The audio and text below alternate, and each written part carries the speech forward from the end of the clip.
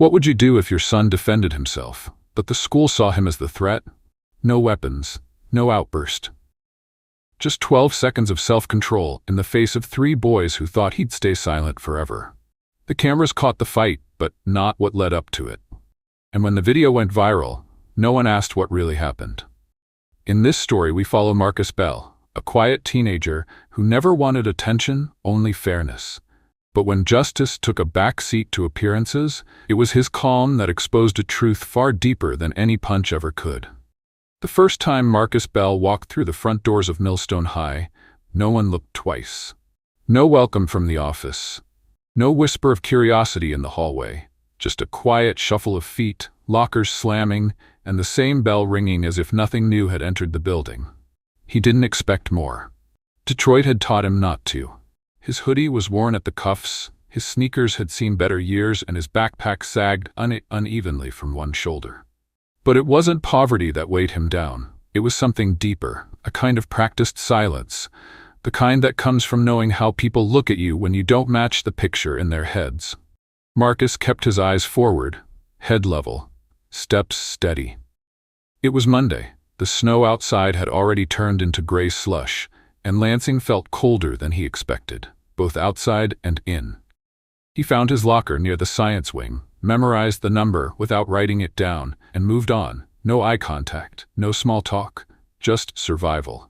That's how his Uncle Leon taught him to move, calm, controlled, observant. In his first period math class, the teacher gave him a brief nod, motioned to the only empty seat near the back, and kept going. No introduction, no welcome. A few students glanced at him, but only one held his gaze, a girl in the corner who said nothing but kept watching. Everyone else? They went back to their group chats, their Snapchats, their group projects already halfway through the semester. Marcus pulled out his notebook, the corners slightly bent, and tried not to feel the sting of starting over. To most people in that room, he was just another transfer, another face. But to Marcus, this wasn't just another school, it was his 5th in 3 years. He knew the rules by now. Don't try too hard, don't talk too loud, don't show them what you're good at unless you want them to tear it apart. There's a kind of ache that builds when every room you walk into makes you feel like furniture. Present, but unnoticed. Marcus had felt that ache since middle school. And the thing about that kind of ache is it doesn't make you weak. It makes you quiet. Controlled. Waiting. And in this school, that silence was already being misread. They didn't see strength in it. They saw target. They saw someone they could push, test, maybe even break. But Marcus wasn't built to break. And this time, the quiet boy they overlooked wasn't just another shadow in the hallway. He was the one holding the match. And soon, they'd all feel the heat. It started with lunch. On his 3rd day at Millstone High, Marcus sat alone in the far corner of the cafeteria. His tray had the same thing it always did: peanut butter sandwich, apple slices, a bottle of water. Nothing fancy, nothing anyone would want to trade. But to Chase Whitmore and his crew, that tray was enough. Chase was everything Marcus wasn't. Loud, blonde, confident in the way people get when they've never had to second-guess themselves. His father owned 3 dealerships in town. His jersey was always clean, his shoes always new. He walked with that unearned ease that comes from being on top without ever having to climb. That day, Chase stopped at Marcus's table, flanked by 2 teammates. He picked up Marcus's sandwich without asking, turned it in his hands like it was something foreign, then smirked. "Is this what they serve in Detroit? Thought you folks liked something a little spicier." A few tables laughed, not loud, not mean, just enough to let the moment sting. Marcus didn't respond, he didn't flinch. He just looked at Chase, slow and steady, then took the sandwich back and kept eating. No words, no emotion. That kind of silence unnerved people like Chase. He wanted a reaction. He didn't get one. So the next day it escalated. Someone had drawn a crude sketch on Marcus's locker in permanent marker. A stick figure with exaggerated lips, big fists, and a caption that read, "Transfer tough guy." No one saw who did it. No one stopped to clean it off. They just walked past, eyes forward, pretending it wasn't their problem. Marcus stood in front of the locker for a full minute. Then he opened it, grabbed his books, and walked to class. The drawing stayed. For older folks watching this unfold, that kind of slow-burn cruelty isn't new. They've seen it in schoolyards, in factory floors, even in boardrooms. It's the kind of meanness that doesn't scream. It just lingers, waits, smiles at the right people, and cuts where no one's looking. And they know the hardest part isn't the insult. It's the silence around it, the complicity. Marcus didn't complain. He didn't tell his uncle. He didn't fight back, because deep down he wasn't surprised. He'd seen this before. Different city, same rules. And he knew something Chase didn't. When you're underestimated long enough, you learn to listen for the break in the pattern. That break was coming, but not yet. For now, Marcus kept walking, and Chase kept laughing. But laughter built on arrogance never lasts. And Marcus, he wasn't planning revenge. He was watching, learning, and waiting for the moment when silence would stop being protection and become power. The gym wasn't much to look at. Concrete floors, faded punching bags, weights that had lost their labels. But to Marcus, it was the only place where the noise made sense, where every breath had rhythm and every movement had purpose. His uncle Leon ran the place, a former Marine with a quiet stare and a voice that never rose above what was necessary. He didn't train champions. He trained control. Marcus had started coming there at age 13, not because he wanted to fight, but because he needed to stop feeling like he'd explode. Back then, Leon didn't ask questions. He just showed Marcus how to wrap his hands, how to plant his feet, how to breathe through frustration without letting it turn into fire. Power means nothing, Leon once said, if you don't know when not to use it. That lesson stayed with Marcus. Every afternoon after school, while others went to football practice or scrolled through their phones, Marcus changed into worn sweatpants and trained in silence. No music, no crowd, just repetition. Jabs, hooks, footwork drills, shadowboxing until his arms burned and his breath came sharp. There were no mirrors in the gym, just a single dusty window facing west. Some evenings the sunset would hit the wall in streaks of gold, bouncing off the steel and rubber. That was the only color the place ever had. Uncle Leon didn't give praise easily. He didn't say, "Good job," or clap after a set. What he gave was presence, a nod when Marcus landed clean, a correction when his stance shifted. And when Marcus fell, because he did, many times, Leon never reached to pull him up. He waited. Not out of coldness, but out of trust. Trust that Marcus could and would rise on his own. For older folks watching this, that kind of teaching might feel familiar. It's how fathers taught sons before everything got so loud, before every struggle needed to be captured, posted, and liked. Back when silence wasn't neglect, it was expectation. Marcus never hit to hurt, he hit to be ready. He wasn't building muscle for show. He wasn't looking to prove anything to the boys at school. He trained because it steadied him. Because when your world keeps shifting, city to city, face to face, you need something that stays still. The heavy bag didn't lie. The ring didn't play favorites, and his uncle never treated him like a victim. In that gym, Marcus wasn't the quiet kid with hand-me-downs. He was someone learning the hardest kind of strength, the kind that stays hidden until it's needed. And one day, that strength would be called upon. But it wouldn't be in the gym. It would be on the pavement, in daylight, with no ropes and no referee. And Marcus would be ready. It was a Thursday afternoon when it happened. The snow had melted into puddles that clung to the sidewalk cracks, and the schoolyard was nearly empty, except for a few kids cutting across the field to beat the traffic home. Marcus had stayed late to finish a chemistry project in the library. By the time he stepped outside, the sky was already dimming, heavy with the kind of gray that makes everything feel colder than it is. He barely made it past the bike racks when he saw them. Chase Whitmore and two of his teammates waiting near the side of the building where the security cameras didn't reach. Chase had his hands in his varsity jacket pockets. The others leaned against the wall, casual, like this was routine. Marcus kept walking. He didn't slow down, didn't pick up pace, just steady, like always. Chase stepped into his path. Leaving so soon? His tone was easy, but there was something behind it, something pressed and brittle. Marcus didn't answer. He shifted to go around. That's when the first shoulder hit him. It wasn't hard, just enough to throw him off balance. Then the second boy moved behind him, boxing him in. Marcus glanced left. There was space, but Chase blocked it again. "Thought you were tough," Chase said, voice dropping. "Heard you've been training.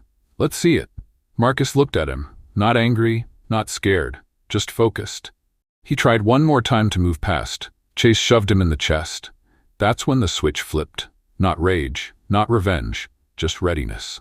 Marcus stepped back just half a foot, let the shove slide off his center.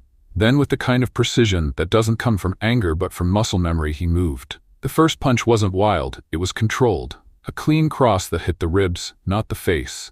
The second came faster. A step in, elbow tucked, pivot smooth.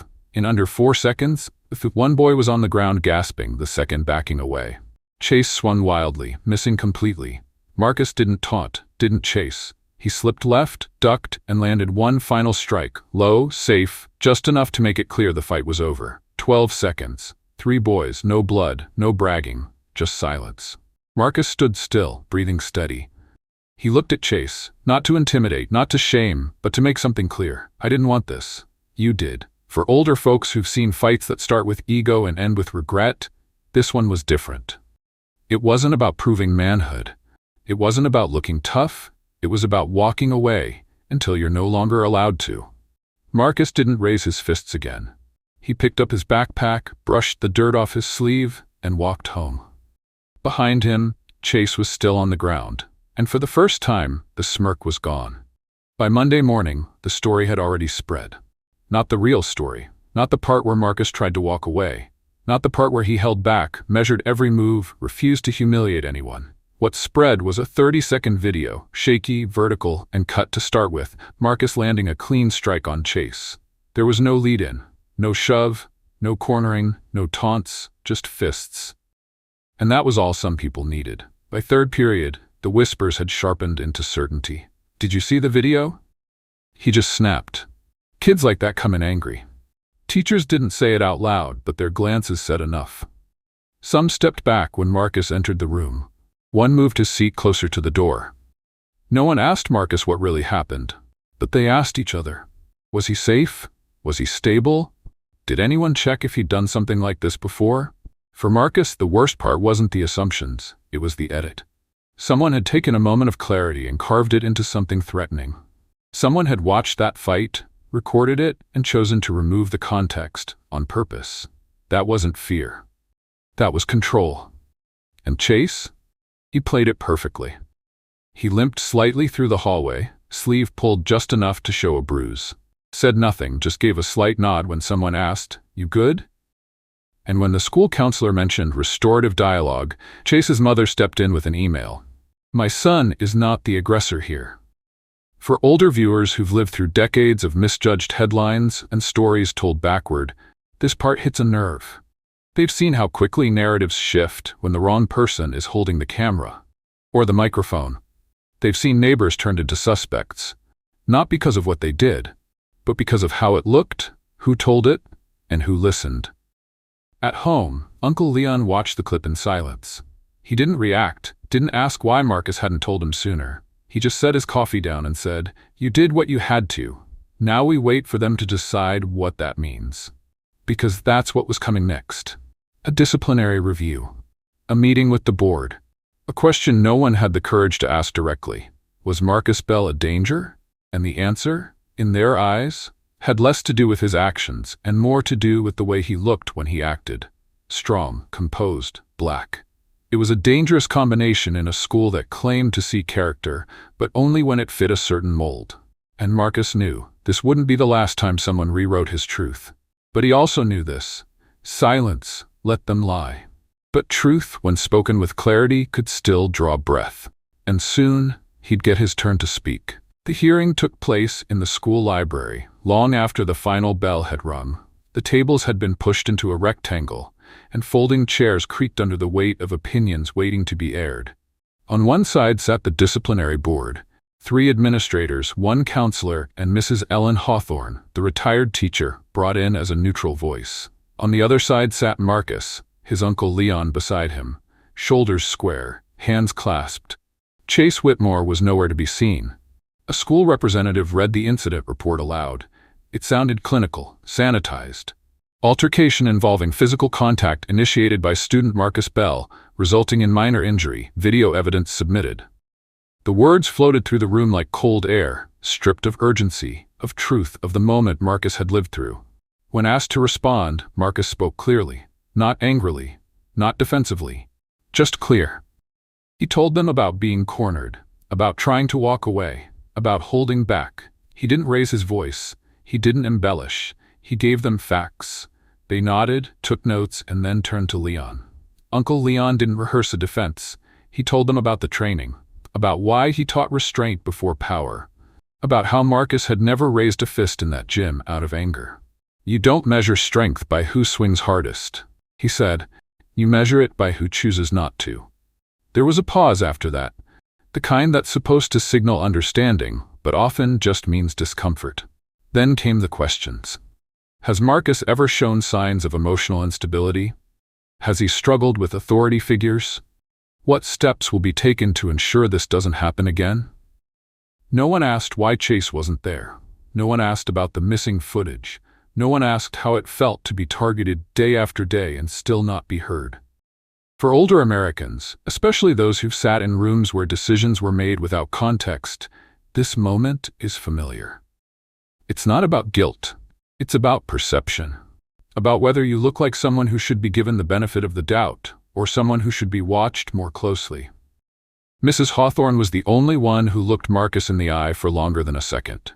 She didn't smile, didn't nod, just looked, as if trying to weigh what wasn't on paper. After an hour, the lead administrator closed his folder. We'll review the details and follow up with a written decision. That was it. No verdict, no resolution, just the echo of chairs scraping against tile and a hallway that felt longer on the way out. As they stepped outside, Leon placed a hand on Marcus's shoulder. They didn't say it, he said quietly, but they're not done judging you. Marcus nodded once, because he already knew. Some rooms weren't built for truth, but truth could still find its way in, through people willing to speak it. And one of those people was about to step forward. The email came quietly, no fanfare, no subject line that shouted urgency, just a single name in the sender field, Ava Grant. She wasn't someone people noticed much, soft-spoken, always reading during lunch, the kind of student who disappeared into the edges of every room. But that day she decided not to disappear. Her message was addressed to Mrs. Hawthorne. I was there. I saw what happened. Marcus didn't start the fight. He tried to walk away. I'm willing to speak if the board is still reviewing. It wasn't a long message, just 3 sentences. But it said more than the entire hearing had. Ava had been sitting on the far side of the courtyard that afternoon, earbuds in but volume low, pretending to scroll her phone while watching the scene unfold. She hadn't planned to get involved. But something in the way Marcus moved, measured, reluctant, precise, had stayed with her. It didn't look like violence. It looked like self-defense done by someone who hoped he wouldn't need it. When the clip went around, she knew it was wrong. And for 3 days, she told herself it wasn't her fight. But it felt like it was. Because her mother, a nurse at the city hospital, had once been blamed for a mistake she didn't make. Her shift was long. The records had been switched. No one cared to listen until a technician finally spoke up. That memory was enough. So now, it was Ava's turn to be that voice. For older viewers, this moment feels like a breath held and finally exhaled. They know how rare it is for someone to risk comfort for truth, especially someone with nothing to gain. And they understand the kind of quiet courage it takes to step forward, not when it's easy, but when it matters most. The board reconvened. This time, Ava sat at the center of the room, eyes steady, voice clear. She described everything, the way Chase blocked Marcus, the taunts, the first shove, the fists Marcus didn't throw. She even mentioned the way Marcus looked down after it was over. He didn't look proud, she said. He looked tired. No one interrupted her. Not even once. When she finished, Mrs. Hawthorne leaned forward, folded her hands, and asked just one question. Why did you wait? Ava paused, then said, because I was afraid I'd be ignored, like he was. That landed heavier than any statement before. And for the first time, the board didn't just take notes, they listened. Afterward, Marcus didn't thank Ava with words. He simply nodded at her in the hallway. She nodded back. No fanfare, no spotlight, just understanding. Because sometimes the bravest people aren't the ones who shout, they're the ones who see clearly and still choose to speak. The letter came 2 days later. A plain white envelope slid under the front door sometime in the afternoon. Marcus didn't rush to open it. He sat with it for a while, hands resting on the kitchen table, the silence of the house filling every corner like the snow that had started falling again outside. Inside, the words were brief. The disciplinary board finds that Marcus Bell acted in self-defense. No further action will be taken. There was no apology, no correction to the school newsletter, no call from the principal to set the record straight. Just clearance, quiet and clinical. At school, things changed, but not in the way some might imagine. No one mocked him anymore. The drawings disappeared from his locker. People gave him space in the hallway. Some nodded politely. A few teachers made eye contact again. But the warmth wasn't there, just absence of threat, not presence of welcome. That was the part older folks understand better than most. Being cleared doesn't mean being embraced. Being right doesn't mean being accepted. Sometimes justice doesn't feel like victory, it just feels like not losing. Marcus felt it too. He went to class, finished his assignments, kept to himself. Not out of fear, but because he'd learned something about the walls people build. They're not always made of hate, sometimes they're made of discomfort. And discomfort is harder to break through. Still, there were small shifts. The gym was quieter now, but different. When he trained, there was something more grounded in his movements, less tension in his shoulders, less need to brace for what might come. Uncle Leon didn't say much after the decision came in. He simply handed Marcus a new set of gloves and said, "Keep steady, that's the only way to last." And Marcus did. But even as the school returned to its rhythm, something hung in the air, like the hum of a storm that had passed but hadn't been forgotten. People still talked, just not near him. Some still watched him too closely. Others avoided him completely. He wasn't feared, he wasn't celebrated, he was tolerated. And for a 16-year-old boy who had done nothing wrong, that kind of verdict leaves a weight no hearing could lift. But Marcus didn't carry it with resentment. He carried it with resolve.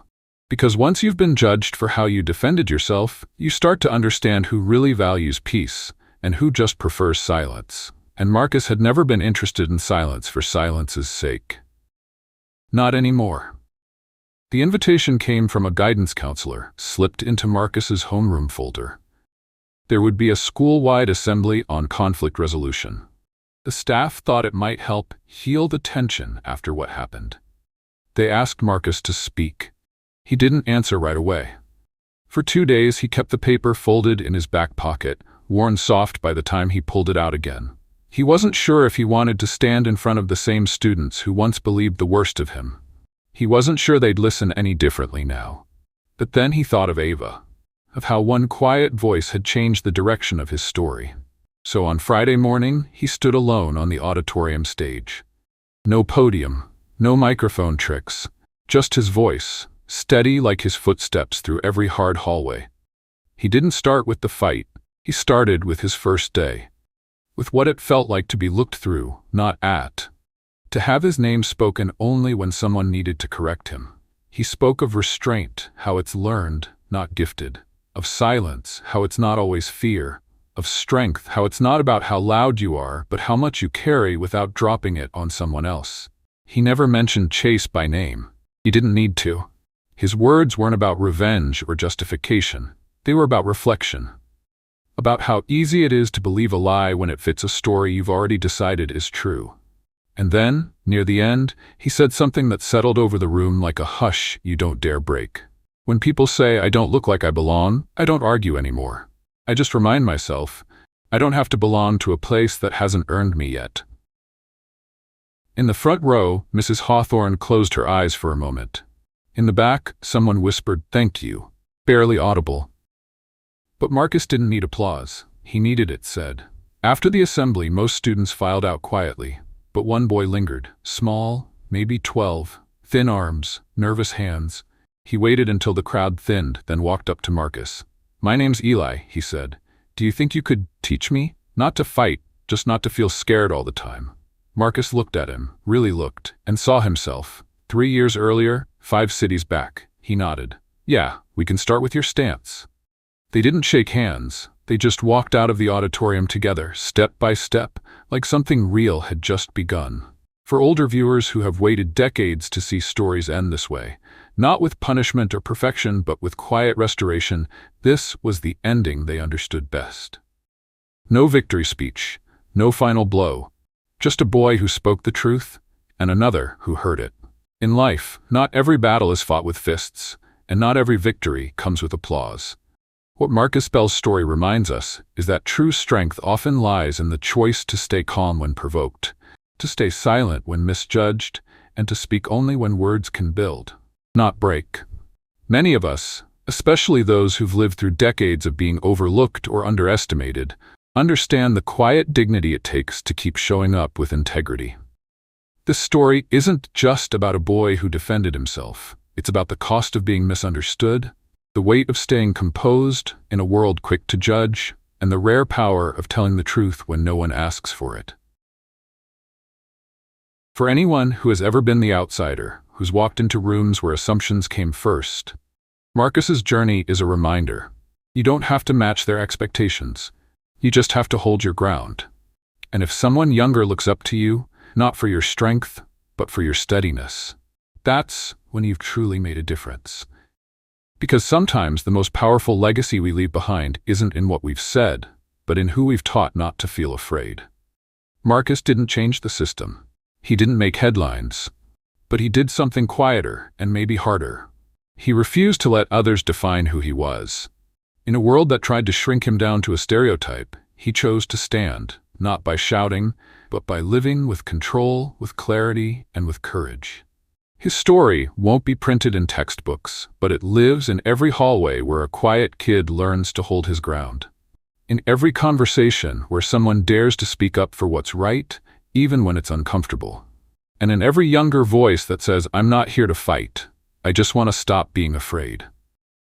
Because justice doesn't always arrive in a uniform. Sometimes it shows up in a whisper, in a nod, or in the way one person decides to stop walking away. Type 1 if you've ever felt misjudged for how you look, not who you are. Type 2 if you believe quiet strength can change more than loud anger ever could.